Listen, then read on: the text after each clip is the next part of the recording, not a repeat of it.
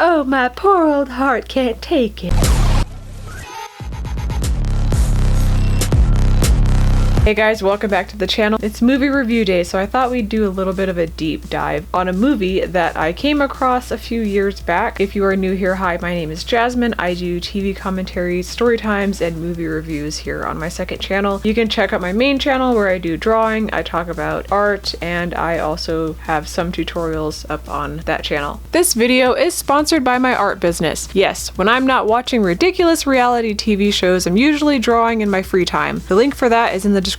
So just a couple weeks ago, I came across this movie again, and then I decided to watch it again, and then I actually paid attention this time. I think I watched it before when I was working from home, and I wasn't paying as close attention at the time. However, this time I did. What's interesting about this one is that it's not owned by a super mainstream movie company. We get to see somebody else's interpretation of Bigfoot or Sasquatch. That's different for every writer, just like Villains, Aliens, Tooth Fairy, and the Queen of England. Well, not anymore. It's not your everyday movie about finding a mythical creature and then bringing them back and trying to get them to be accepted by society, only to be followed by a happily ever after dramatic horse ride off into the sunset. Unlike other movie commentary videos, I am going to go over some interesting facts about this film, because even though I didn't catch it like the first 2 times after I watched this movie, I ended up watching the credits after, which, I mean, I often do anyways, so I felt like there was no exception to doing it for this movie. It was impressive and fascinating, so this will be somewhat of a deep dive. From Leica Studios. Hi, my name is Jess Lynn.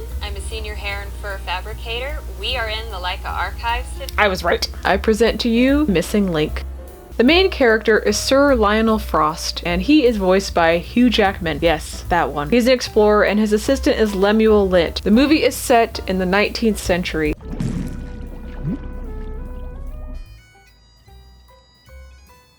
Bagpipes irritate my ears in a way that almost no other musical instrument can. I'll take Squidward's clarinet over this. I think this will work, sir. Is the camera to hand? It is essential. Under your seat, sir. Good. Let those fellows at the club scoff when faced with irrefutable proof. So this is some kind of Loch Ness monster that they search for on this expedition.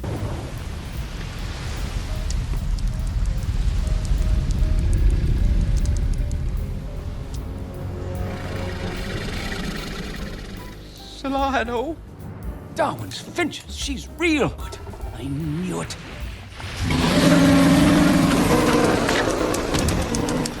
It's just another Tuesday, putting your assistant's life in jeopardy. Hold this, will you?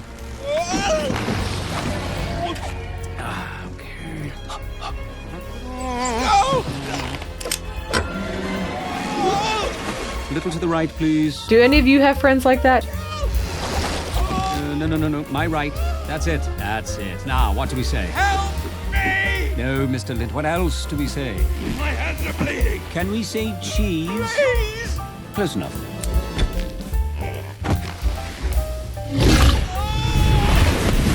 Maybe they drive like SpongeBob and you leave the car and they're like, but did you die? Perhaps the most ridiculous thing about this movie is the fact that it lost $73 million. It went over budget, and upon further research, this movie was released in the same year as another Bigfoot movie, so I think that was one of the things that might have affected its success. People seem to think that whichever movie comes first is the better one because it's automatically like implanted in their brain that that's the movie, and then whatever subsequent movie is copying them, which cannot be true because oftentimes movie studios are working on movies at the same time as another studio. There's not really any way to prove that, I don't think. Poor whatever his name is about to run out of oxygen.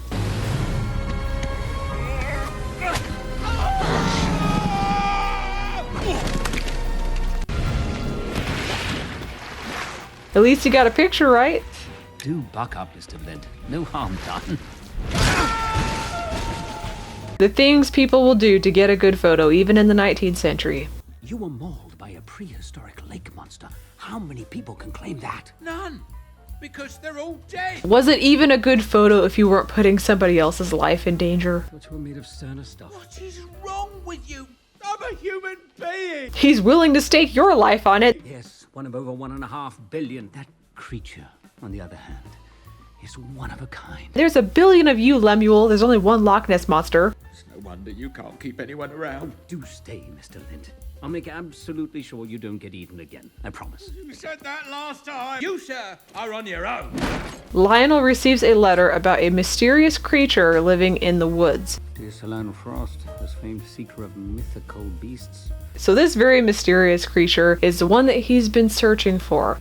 You may be interested in this proposition. I can reveal to you the as yet undiscovered creature known as the Sasquatch. The elusive Bigfoot. Follow the trail along Old Kemp Creek in Washington State, and you will find him. He wants to prove the existence of the giant. He arrives at a special private club full of snooty old men with white hair. I bring thrilling news. It's the monster hunter. Why don't you show us what proof you found in the loch? Yes, a regrettable conclusion to an otherwise rather promising experience. I am here to unveil my latest and most tantalizing enterprise, gentlemen.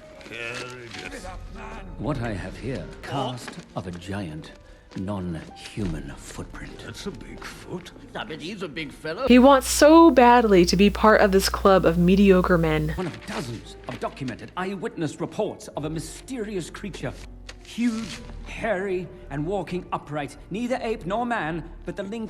We've butchered the ungodly and brought good British table manners to savages the world over. That man is very round. And the discovery of this creature must surely secure my place here. I mean, what do you say to that? I say we are descended from great men, not great apes. The only thing that round man was correct about is that humans descended from other humans. The angry bald man is Willard Stank, voiced by Timothy Oliphant. So he sets off on a boat to Washington.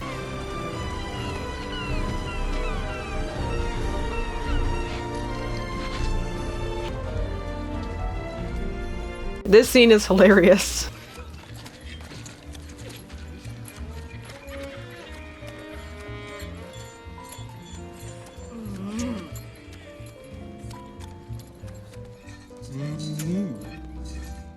This movie should have never lost $73 million. I will die on this hill.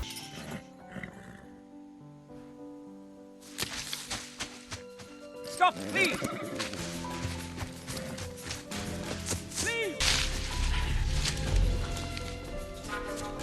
I'll never, ever get over this stop motion work.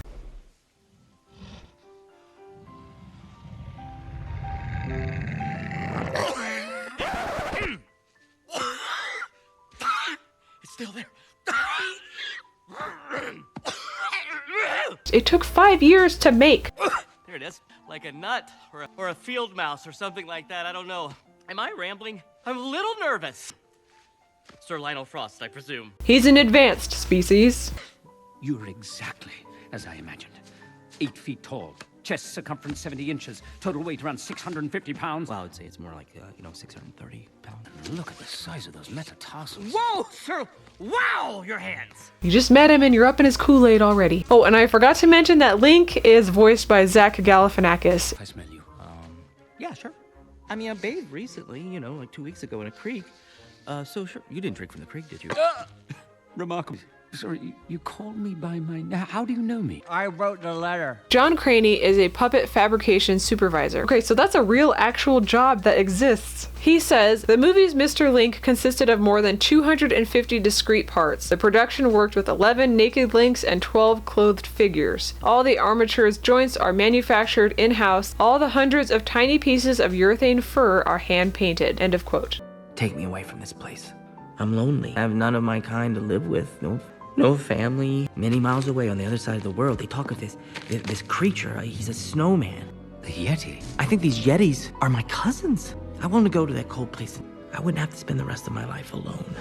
Can you just take me there? Take you to the Himalayas. The Link wants to escape. He's bored and lonely and sad. With the work of the late Aldous Fortnight, he and I shared the same, shall we say, pursuits. Yes, before his untimely death. A singular man, primatologist, poet laureate, and sometime fullback for the Blackheath Football Club. Oh, I like the sound of that guy. Spent much of his life searching for the elusive Yeti, and the best part of all, He drew a map. Adelina is another character in this movie. She is his friend's widow, basically. So Lionel Frost, he had a friend that was like a fellow explorer, and that guy died, but this lady is his wife or whatever. Time to disguise the 8-foot-tall, 600-pound creature. That sounds like a task.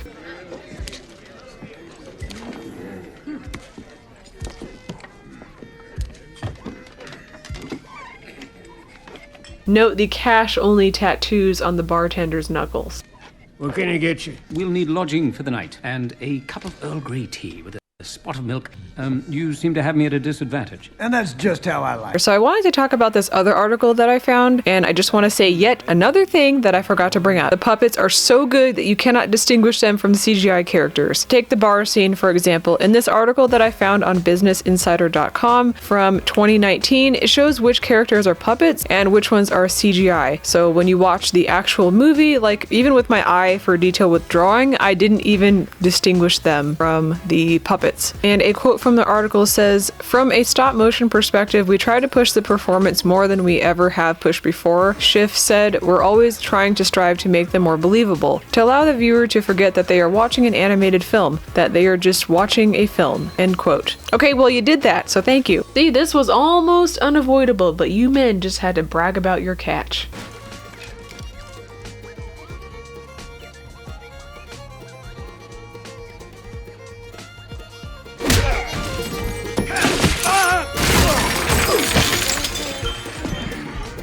Everybody getting punched. He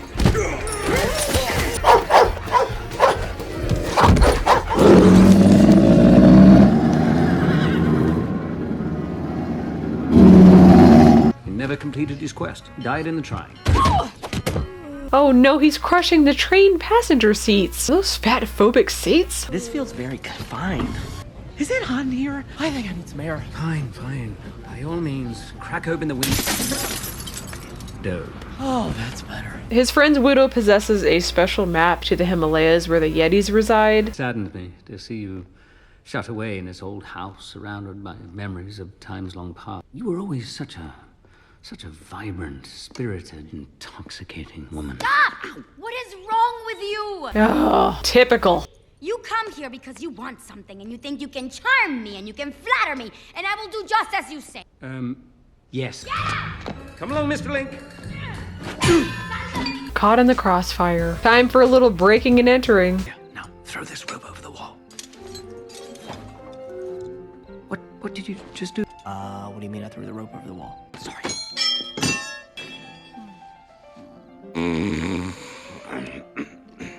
Sorry, but who doesn't notice a crowbar hitting the floor in the dead of night? Almost there. Stop it! Stop it! Please make more noise. I don't think they heard you in Canada. Why don't you just play a trumpet and sing the Star-Spangled Banner while you're at it? I knew it! Terrible thieves! A fair assessment.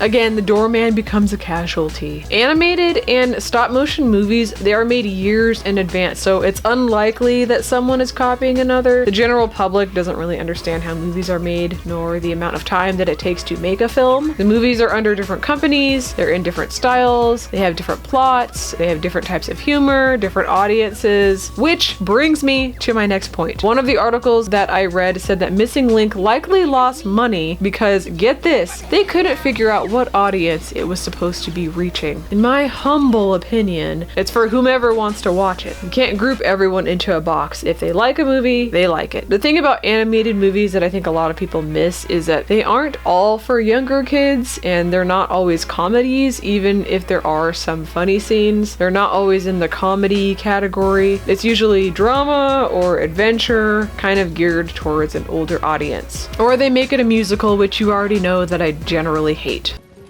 Poor Adelina. That does not mean I'm happy about you. You think you're slick. You know what? I'm gonna just be over here. I'm gonna stare out the window for a long time.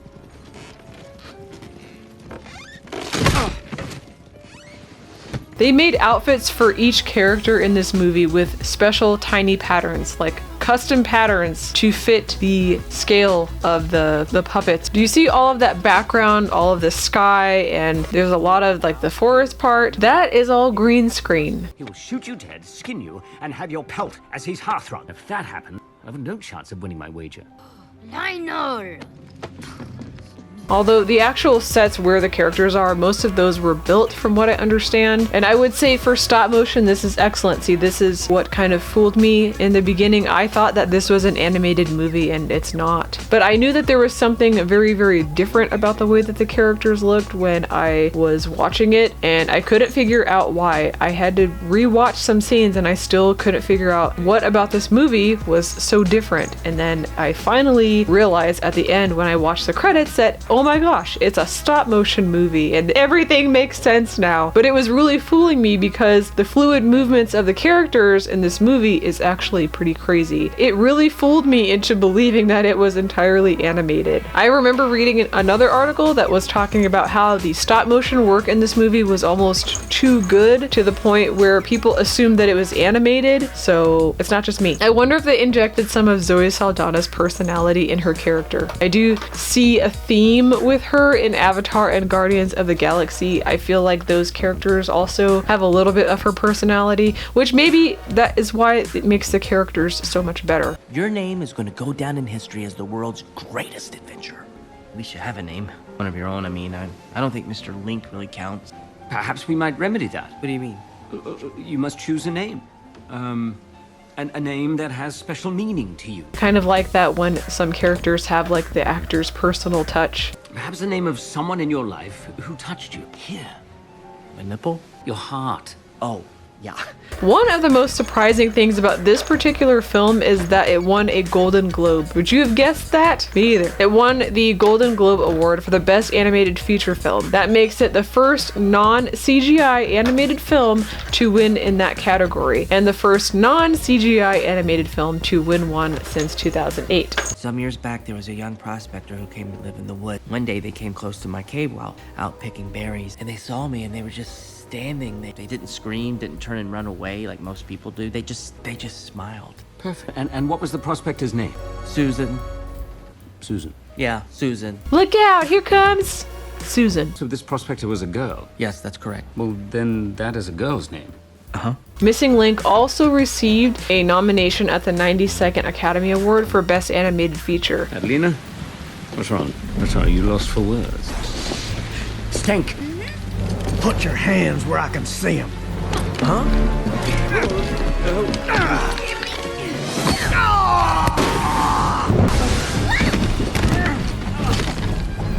Well, that went well. Though this movie did at least win something, even though they lost so much money, it still was an award-winning movie. It's kind of weird.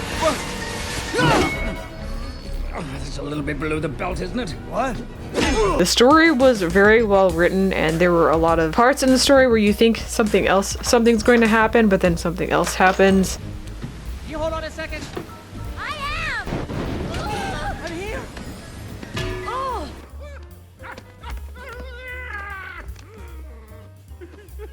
Are you positive about this, Mr. Stink? Oh yeah, whole lost world. This is how people online act when they hear that someone doesn't want to have kids. The child-free meme pages are full of these kinds of people. You know, those chronically online people. This is exactly what I'm picturing in my mind from now on. This is the scene that they show in the end credits where I actually learn that this is stop motion.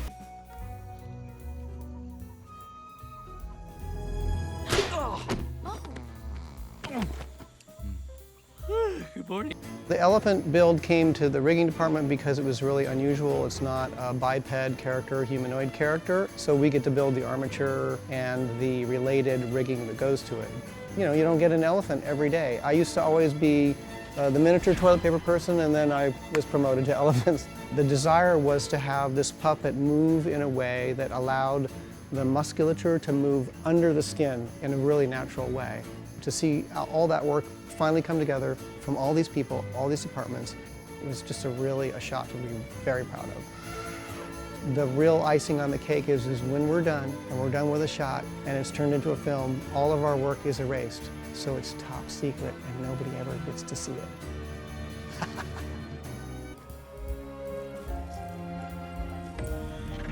Behold, Granny. I do. And I know it is not a place for man. It is not a place for you. No, it's for me. This was too much for her poor old heart. You have killed my grandmother! Quick, quick, quick, someone should give her the kiss of life! Oh, my poor old heart can't take it.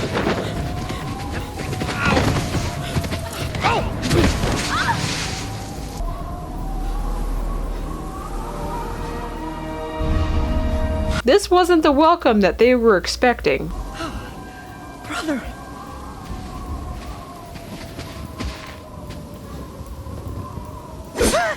They have a special 3D printer that printed 106,000 faces for this movie. That means that hundreds of faces are printed for each character for each shot. This film required a ridiculous amount of work. This was one of the major scenes that used mostly animation. In my opinion, it should have been able to do better at the box office, but you know, people are gonna people. That's all you can expect from them. We do not seek glory or riches. We're not here to pillage your temple or disturb your tranquility. Mr. Link finally meets his distant relatives. We want nothing from you. Then why are you here? That is me, sorry. And they are bougie. Shangri-La. We call it. What does it mean? Keep out, we hate you. And they're very antisocial. There is no place for you among us. You all think you're so much better than me. But you're my kind, you're my family. No, I think not. They don't want anyone entering, but also no one leaves. The outside world must never learn the truths of our sacred valley. What's so great about this place anyways? Plus it's cold. It's gotta be like negative 30 degrees. Pass. That is something we cannot allow. She's gonna kill us. We are not monsters. Throw them into the inescapable pit of isolation and miserable disappointment. Well, that was probably the most terrible family reunion I've ever seen. You and Susan are not different at all. Wanting to belong in all the wrong places. There's literally nothing else to do now than to reevaluate your life's decisions. The elder is right. You don't belong here. Get up. We're leaving. Hold me tightly. Are you sure? Adelina's watching. What? No. You just throw me out of the pit. I don't know. I think it might be a little too heavy. Nonsense. Now, give it all you've got. Well, he tried. Adelina, throw something down. A rope would be better. The people we don't want here are leaving! Force them to stay! I think they were pointing fun at the fact that many movies have the characters in trouble, seemingly trapped in an area that hates outsiders, but also won't let the outsiders leave.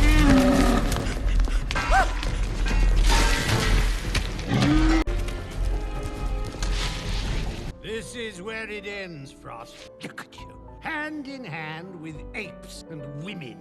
BoxOfficePro.com had an interesting article on this film. In it, they talked about how Laika wants a more naturalistic style. Quote, "We want everyone to forget they are puppets. To that end, the studio has even perfected an apparatus to simulate breathing by its stop-motion figures," end quote. They also talked about the color choices they used for the fabric and the environments. In case you haven't noticed in the clips that I'm sharing, there is a certain appearance to the lighting and how bold all of the colors are, even when it's dark. The team are able to create fabric and textures on site. They have to actually create every move of each character as the clothes don't move with the character. They use wires or mesh lining to get the clothing to move the way that it needs to move for each scene. The characters have to last a long time because they're handled a lot by different people and under lights and shipped around the world. Thing is an abomination. That Finn is more of a man than you'll ever be, and what's more, he's my friend.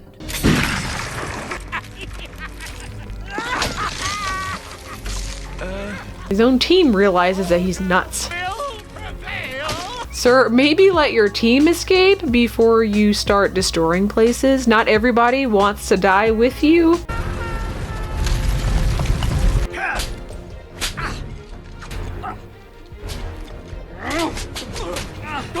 Really? A slap. He's not even trying to preserve his life at this point.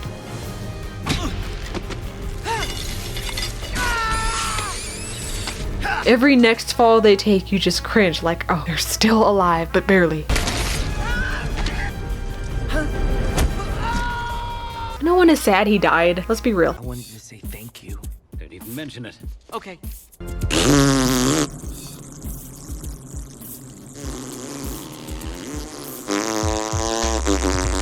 Your Utopia sucks! Dad, get a haircut! That's enough. And your accent's weird. 31 animators worked on Missing Link over its 92 weeks of principal photography. It's an extraordinary, painstaking process. Production manager Dan Pascal says the goal of each animator is to complete 4.3 seconds of footage a week. I will leave a link for that in the description so you guys can take a look at it if you are interested. Were you leaning in for a kiss there? I've been there before, yeah. I mean, I haven't, but I could imagine that's how it would go down with me, too. All in all, I thought this was a great movie. The ending of the movie was interesting because they didn't go the traditional route and have the man and the woman end up together. They have them both going on their separate journeys, which I thought was a great ending. This is it, Mr. Link. The Fiji mermaid. This, Mr. Link, might just provide the vital clue I need to the greatest discovery of the century. Oh, Atlantis. Then Link ends up working with Lionel Frost and they become explorers together. I wonder if they will make a sequel to this movie, like an Atlantis setting maybe. That might be interesting. Adventure awaits. Ha-ha! Oh, boy! Do I have time to get my bathing suit?